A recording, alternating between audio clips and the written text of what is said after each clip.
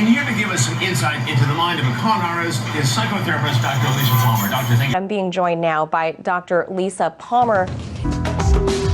Lisa, I'm going to go to you. A former Miss Vermont USA. Dr. Palmer, thanks in advance for the time. It's a lifestyle for con artists, and they don't see anything wrong with it.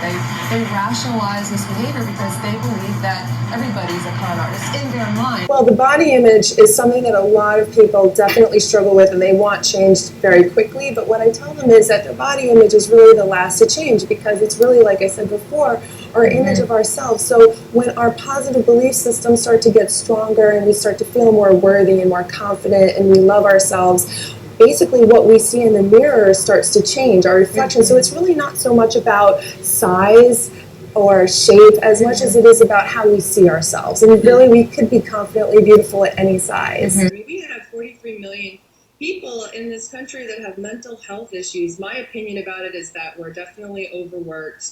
There's poor work-life balance, and people have to really get the right treatment for their problems. A lot of people are sort of misguided, and I feel that, believe it or not, PTSD symptoms are definitely at the root of a lot of issues that people are having, whether it be depression, anxiety, bipolar, and they don't even realize it. Obviously, happiness comes from within, and we have to focus on evaluating ourselves, and sometimes that means slowing down to take a really good, hard look at ourselves and our lives. You're down there in Florida. Did you see any of this? I mean, a lot of times people's symptoms could be masked, especially when you're in a yoga class. You can't always, judge a book by its cover.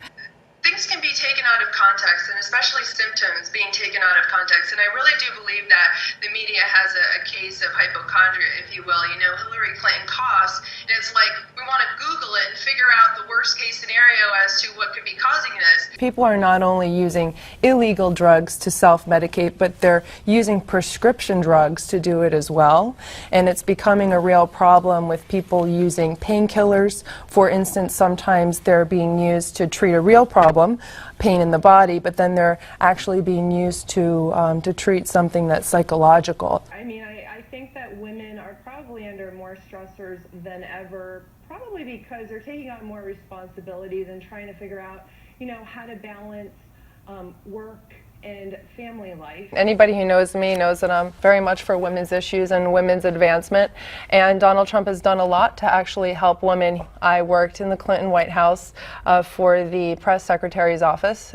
So you have to be going into it knowing that you're probably going to deal with a lot of rejection and disappointment, and if you're already kind of dealing with a lot of your own psychological issues of rejection and abandonment and maybe core negative belief systems, and you're just actually making yourself more prone to that rejection. We have to get back to basics and realize that happiness really does come from within, and we look at a lot of other cultures that don't even have as much money as America that we have here, and the people are happy because they have a community and they have that support amongst them, and they have a spirituality perhaps that bonds them, and that trust that is so important to a society, and that sense of belonging. And that inner freedom is what really we need to be mentally and physically happy and healthy. People don't think about the side effects of the drugs. Oftentimes we see the commercials and the person's running through the fields and they're so happy, and then you hear at the end it can cause this and that.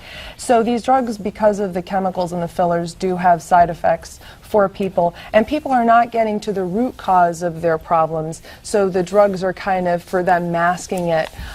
So it is a real problem, and people do need to change their lifestyle and get more balance in their life and really get to the root cause of the problems. We do see that actually practicing prayer and positive thinking does have a very good effect in lowering anxiety, depression, and just making us feel a lot more mindful and good about ourselves. One of the things is that a lot of people have a hard time asking for help.